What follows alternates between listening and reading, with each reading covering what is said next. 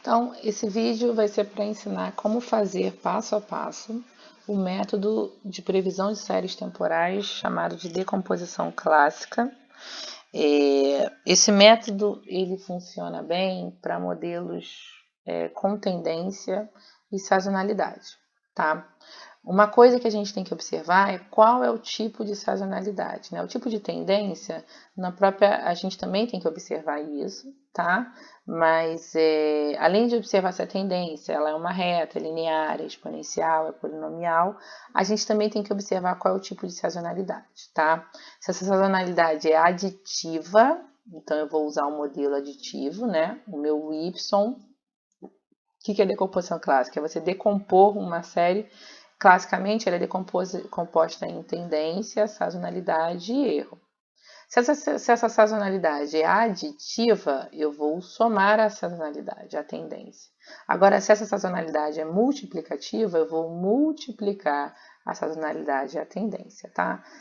O que é uma sazonalidade aditiva? É uma sazonalidade onde a amplitude dessas sazonalidades não cresce, tá? Cresce um pouquinho, eventualmente, mas ela é quase que constante, Já uma sazonalidade multiplicativa é uma série onde eu tenho sazonalidade, mas essa sazonalidade ela vai crescendo, a amplitude da sazonalidade vai crescendo com o passar do tempo. Então, aí é uma sazonalidade multiplicativa, tá? Eu vou trabalhar aqui com uma série padrão do R, que é uma série de temperatura média mensal, porque toda série de temperatura, naturalmente, tem sazonalidade, né? Por quê? Porque nos meses de inverno fica mais frio, nos meses de verão fica mais quente. Então, ela é uma série naturalmente com sazonalidade, tá? A série que eu vou trabalhar é essa série Not 10, tá? Que é a temperatura na cidade de Nottingham, na Inglaterra, tá? E essa é a série que eu vou trabalhar. Então, a primeira coisa que eu vou fazer vai ser, carreguei minha série, meu dado, né, aqui do R, que é padrão, e eu vou plotar essa série para ver como é que ela é. A primeira coisa que eu vou fazer é uma série que tem sazonalidade, a gente já esperava isso da temperatura, tá? É uma série que vai de 1920 a 1940, são dados mensais, então é a média de janeiro, a média de fevereiro, março, abril, é nem média, né? É temperatura média mesmo. A média que eu obtive em janeiro, em fevereiro, em março, abril, de 1920 até 1940. Tá? É uma série que tem sazonalidade, eu já esperava isso, mas ela tem pouquíssima tendência, tá? Ela é quase constante, tá?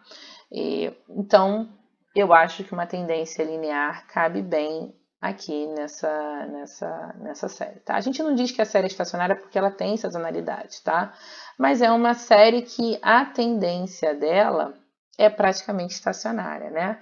Se der uma inclinação, vai ser uma inclinação muito pouquinha, talvez o coeficiente angular seja próximo de zero, bom, enfim, vamos ver. Mas olhando, a primeira coisa que a gente fazer é olhar a série. Olhando a série, é uma série que tem tendência linear, praticamente, tá? Linear constante e tem sazonalidade. E essa sazonalidade é aditiva, porque a amplitude da sazonalidade não muda muito. Muda um pouquinho, mas ela não está crescendo ao longo do tempo, tá?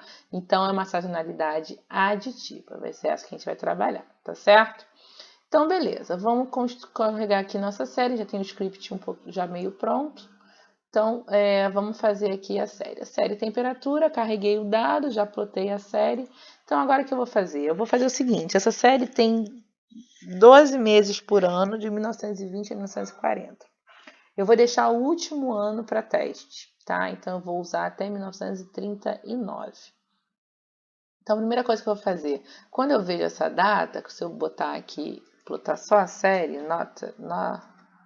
tem, eu vejo que isso é um data frame, tá? Onde eu tenho os anos e eu tenho as colunas, tá? Vai até 39. Então, no último ano, eu vou separar para fazer o meu ano de teste, tá? E vou usar toda a série para treinamento, para construir o meu modelo, tá? Primeira coisa que eu vou fazer é pegar essa tabela, esse data frame, e transformar num vetor, tá? E extrair quantas observações tem. Então, a primeira coisa que eu estou fazendo é extrair a observação, quantas observações eu tenho, 240, tá? Vou pegar meu y total, vai ser o vetor com todas as observações. E vou pegar meu y observado, que vai ser o meu y que eu vou usar na previsão, tá? Então, é todas as observações tirando o último ano. Então, eu venho só até n menos 12. Eu vou deixar o último ano para teste.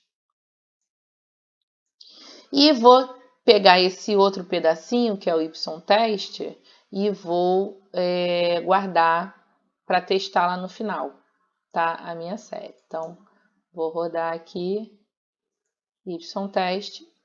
Vou extrair o meu tempo que eu vou trabalhar, que são todos os anos tirando o último ano. Esse vai ser meu vetor do tempo, t. E agora eu vou plotar só a série que sobrou. A série que sobrou... Cadê a série que sobrou? Não gerei a observação? Deixa eu gerar aqui. Observação, teste, T, plot. Então, a série que sobrou é essa aqui, tá?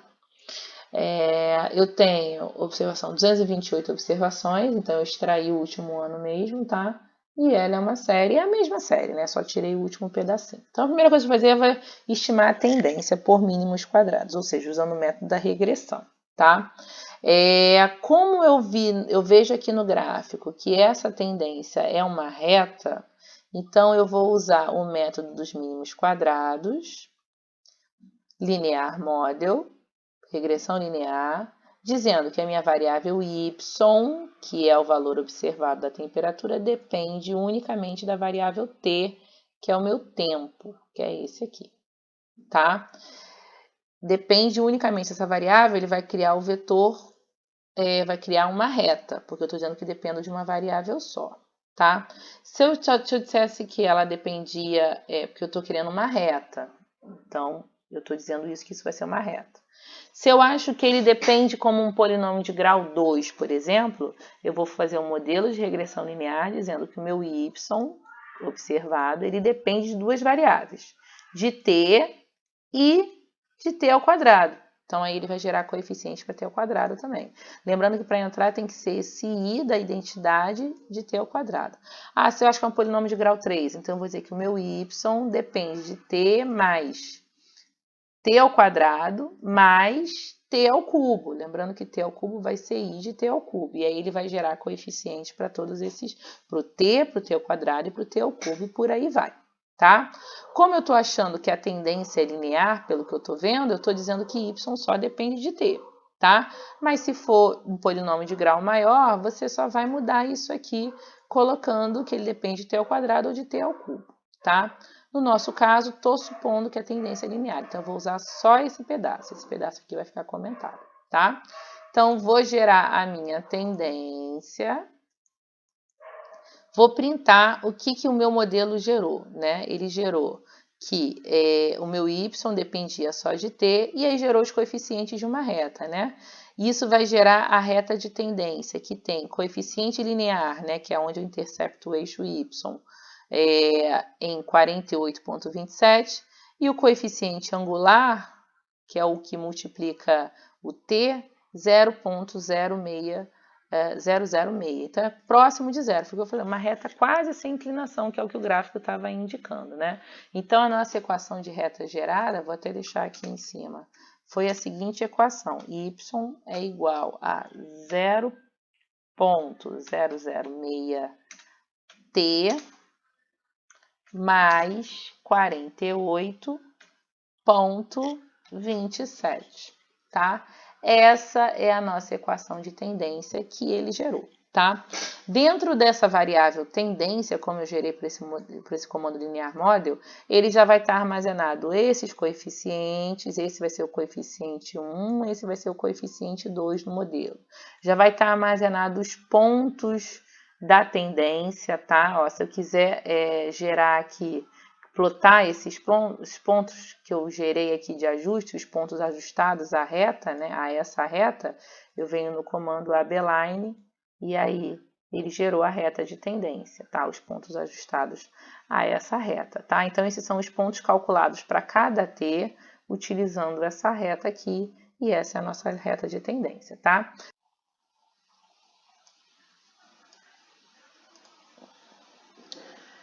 Se eu tivesse no modelo polinomial, eu não podia usar o abline, né? Porque o abline ele adiciona uma reta, né? O line é isso, reta. Então eu teria que usar o comando lines t e aí tendência fit de valores, né? Os valores ajustados ao, no caso aqui, polinômio de grau 2 que a gente vai gerar com os coeficientes que ele vai encontrar, tá? Mas como a gente está aqui no modelo linear, a gente usou o abline e aí plotou essa reta de tendência, tá? Então, essa é a tendência da reta. O que a gente tem que fazer agora é extrair a sazonalidade dessa série temporal, tá? Então, para isso, a gente vem aqui para o ponto estimando a sazonalidade, tá? Então, estimando a sazonalidade, nosso y observado já é esse aqui, não preciso plotar. Vou vir aqui para o comando, esse comando P aqui também está desnecessário, tá? E vou extrair primeiro qual é o size qual o tamanho dessa série, né? Então, size T, o tamanho size 228 entradas, que é o que eu queria, 228 linhas, tá? Se eu quiser, eu consigo usar esse valor como número, mas para não ter problema de identificação, a gente pode usar esse comando aqui, as numeric, que aí ele extrai o número de linhas e transforma num número, tá? Às vezes é bom para não ter confusão, né? Então, se eu roda aqui o comando size, o size agora virou um número, tá? E perdeu aquele Lzinho no canto, tá? E aí eu vou gerar um vetor que é o vetor que vai estar controlando a sazonalidade, tá? Essa sazonalidade, vai ser uma constante que para cada mês, a gente sabe que a nossa sazonalidade tem período 12, por isso que aquele P estava igual a 12, né? De 12 em 12 meses, eu vou ter a repetição dessa sazonalidade, tá? Ela é uma constante que vai valer para todo mês de janeiro, eu vou ter a constante de sazonalidade dela. Todo mês de fevereiro vai ter a constante de sazonalidade dele. Todo mês de março vai ter a constante de sazonalidade dele, por aí vai, tá? Então, eu vou ter 12 constantes de sazonalidade. Em janeiro, eu vou sempre adicionar a constante de sazonalidade de janeiro.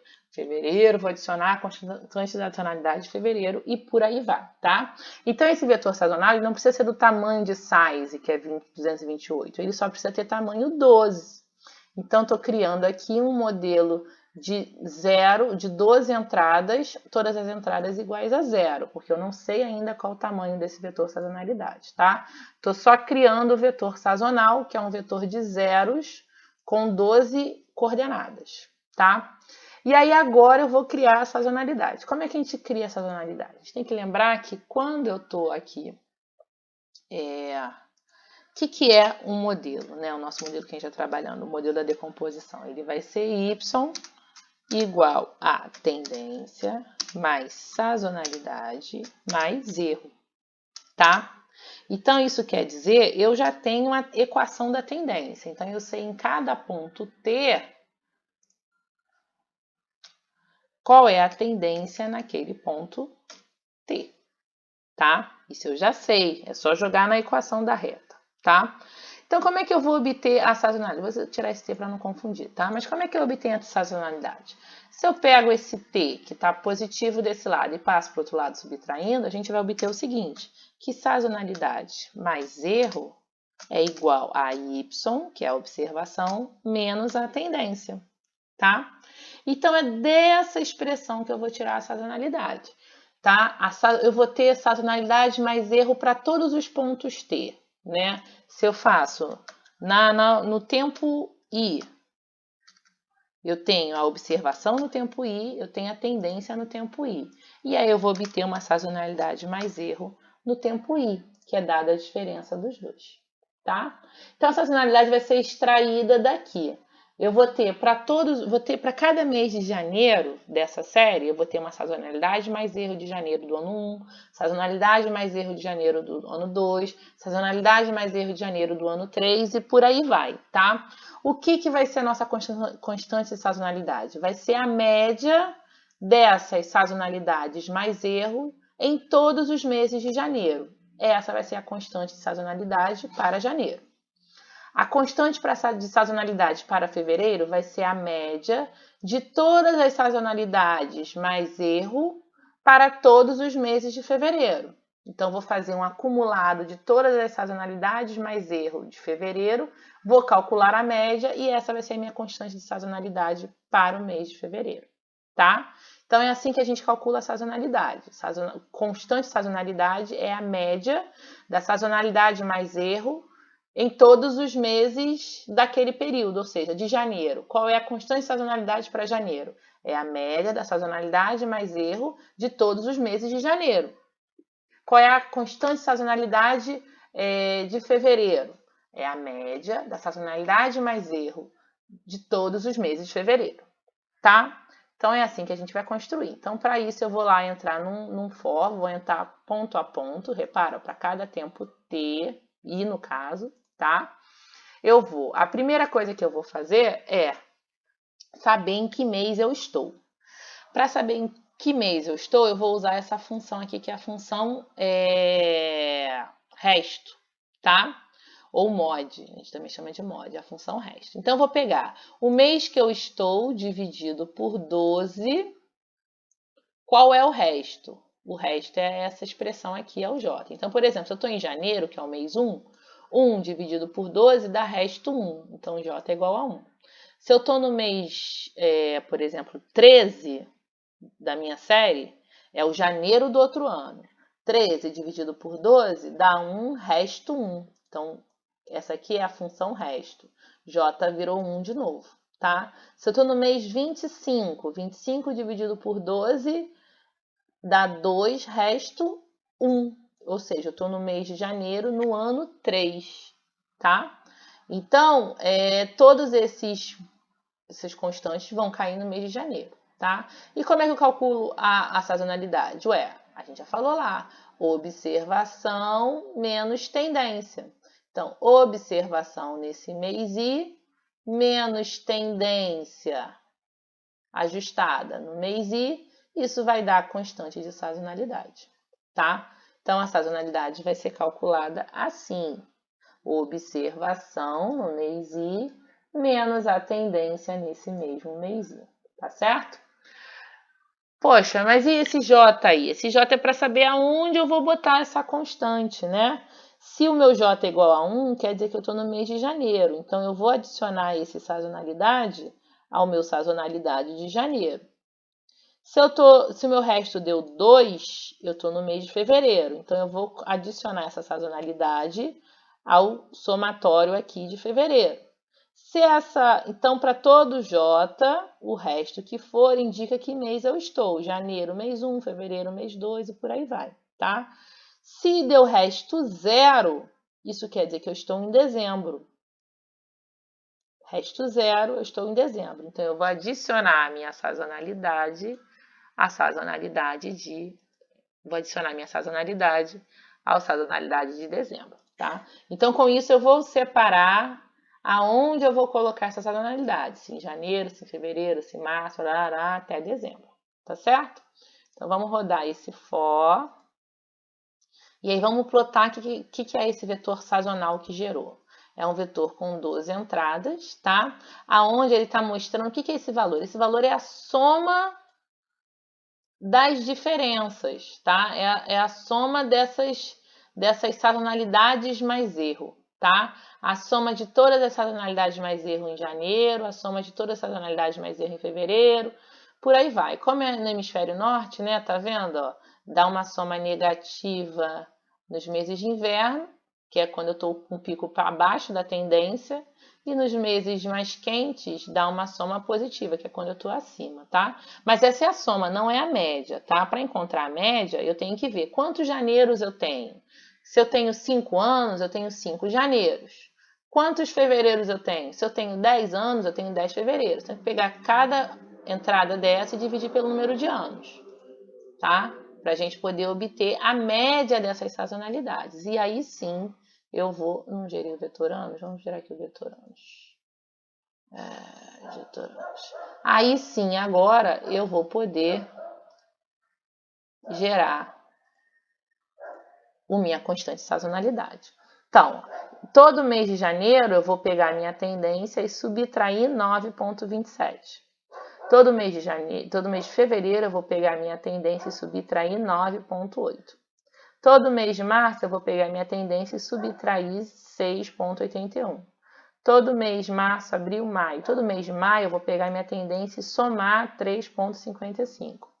Todo mês de junho eu vou pegar minha tendência e somar 9,02. Todo mês de julho eu vou pegar minha tendência e somar 9,93 e por aí vai. Tá certo?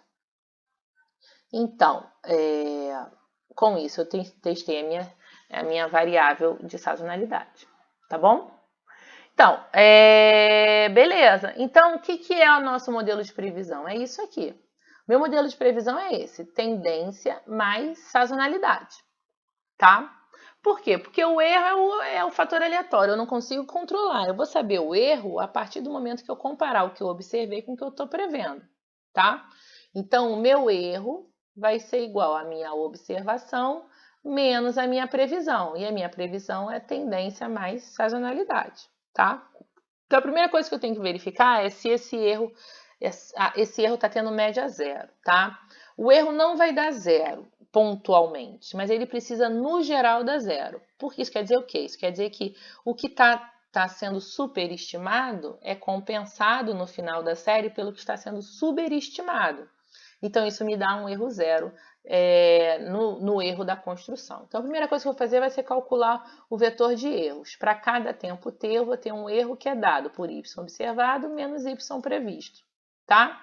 Então, mesma coisa, o erro no tempo i vai ser igual a observação no tempo i menos o ajustado pela tendência. Então, tendência fit valor, tá? No tempo i, a tendência no tempo i, mais a sazonalidade daquele j. Aqui eu estou fazendo a mesma coisa, tá? Estou fazendo o i dividido por j para saber em qual mês eu estou. Por quê? Para saber quando é que a gente vai... que constante de sazonalidade a gente vai somar, tá? Porque essa constante depende do mês, não depende da série toda. Então, tem que ter esse cuidado aqui, tá? Então, gerando aqui a função erro, o vetor erro, calculando o vetor erro. Agora, eu vou fazer o erro, tá? A média desse vetor erro deu 1,08 vezes 10 a menos 16. Não é zero, mas é praticamente zero, ou seja, o modelo tá legal. Tá dando média zero praticamente, então ele tá legal, tá? O que eu vou fazer agora, então, é ajustar, calcular a previsão, o erro e o MAP na série teste, aquele ano que a gente deixou separado, tá? Então, vou extrair o número de observações que eu tenho. Então, N teste são 12 observações, que era o último ano, tá? Vou calcular esse erro teste, que é um vetor de 12 entradas também, tá? Que são os erros nesses 12 últimos meses, tá? E aí vou calcular. O meu erro é a mesma coisa, o Y observado, tá?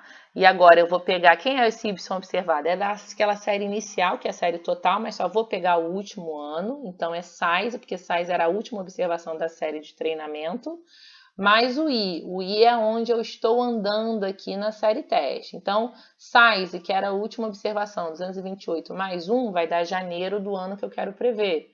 Size mais 2 vai dar fevereiro do ano que eu quero prever, e por aí vai, tá?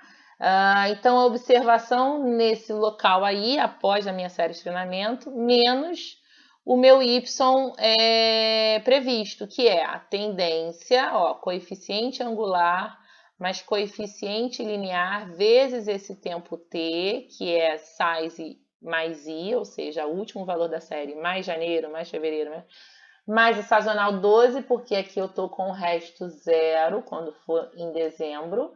E quando for nos outros meses, vai ser y observado menos coeficiente linear, mais coeficiente angular vezes esse t aí da previsão, mais a sazonalidade, se for janeiro, se for fevereiro, se for março, etc e tal, tá? Então, quando eu rodo esse comando, vou plotar aqui quem é meu erro teste.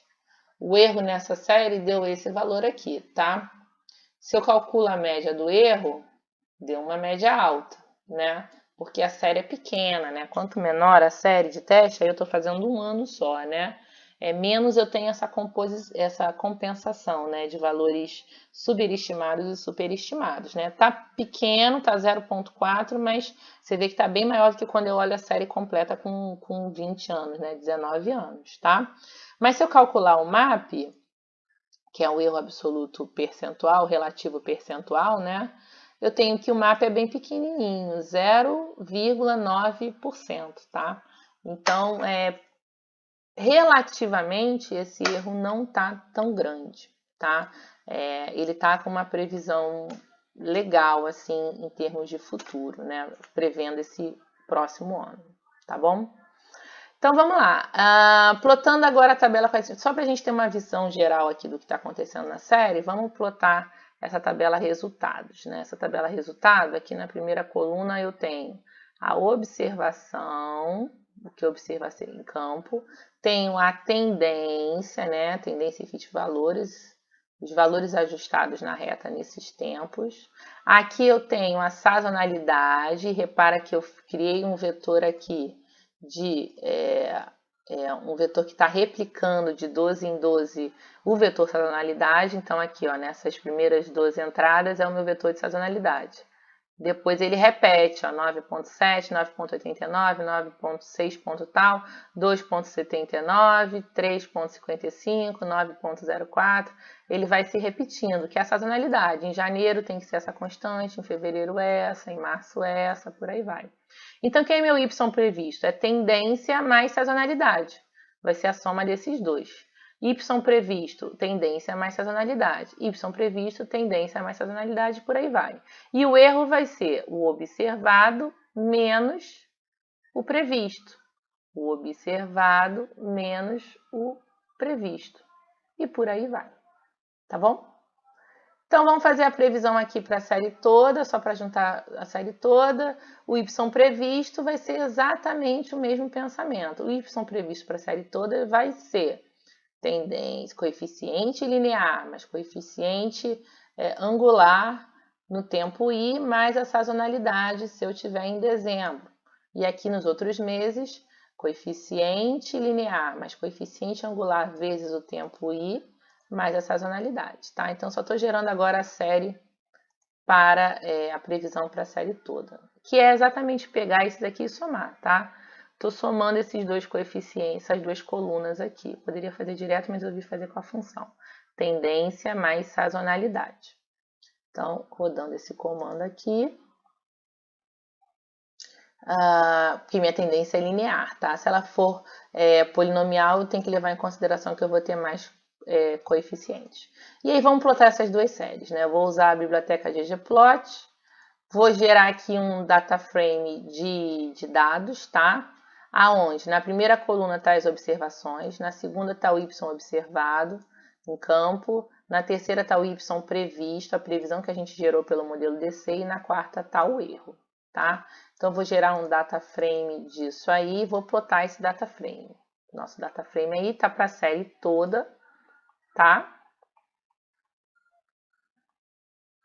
E aí, na primeira coluna, observação, depois o número do tempo, né? A observação em campo, a previsão, né? Tendência mais sazonalidade e o erro que eu obtive aqui, tá? E aí vamos plotar esse gráfico. Se eu plotasse ggplot, que é o comando, os dados aonde eu estou pegando tudo, data frame, essa é a função de estética, tá? Então, eu quero que você gere primeiro um panorama estético, onde X é a observação e o Y é a série do data frame Y observado. Então, a primeira coisa que eu vou gerar é o Y observado e eu quero plotar com linhas. Então, eu adiciono aqui a série linha, tá? E eu digo que essa linha vai se chamar, deixa eu deletar isso aqui rapidinho, temperatura observada. Então, se eu rodar só esse comando aqui, ele gera isso aqui, que é a nossa série original, que é a temperatura observada, tá? Mas eu quero adicionar a nossa previsão para ver se ela tá boa. Eu quero comparar as duas coisas. Então, eu vou botar o mais, e aí vou plotar uma outra linha, aonde, na função estética, eu vou colocar que nessa outra linha, o meu Y é a coluna Y previsto, né? Lembra que no meu data frame tem a coluna observação, tem a coluna Y observado e tem a coluna Y previsto. Eu quero que agora nessa outra linha entre a minha coluna Y previsto e que ela se chame aqui na legenda temperatura prevista pelo nosso modelo, tá? Deixa eu apagar isso aqui, só para a gente rodar. Então, agora eu vou rodar com as duas linhas juntas. E o que vai aparecer? O nosso modelo. tá? Repara que nosso modelo, ele está prevendo bem, né? Ele não captura esses picos que podem acontecer na série, tá? Mas, em geral, a tendência e a sazonalidade constante fez com que o modelo representasse relativamente bem a nossa série. Não pega casos extremos, mas, no geral, ele representou bem, tá? Ah, tá meio poluído esse gráfico, quero botar quero tirar esse fundo. Beleza, então adiciona aqui esse comando tmbw, tá? Que ele vai meio que limpar. Ele vai limpar o grid, Element Blank, e vai limpar o fundo também, tá? Então, quando eu rodo esse comando todo mundo junto, o meu gráfico fica assim, tá? E aí eu posso mudar, tem vários outros comandos. Posso mudar aqui a cor, botar mais escuro, coisa e tal. Mas é importante ver que o nosso modelo de previsão, ó, ele teve um resultado bem interessante, tá? Ele conseguiu prever bem essa série, dando uma tendência linear fraquinha, né? Uma reta fraquinha, mas ele capturou bem a sazonalidade, ficou bem legal o nosso resultado, tá certo? Então, esse é o modelo de decomposição clássica, com tendência linear e sazonalidade aditiva, tá? E é isso.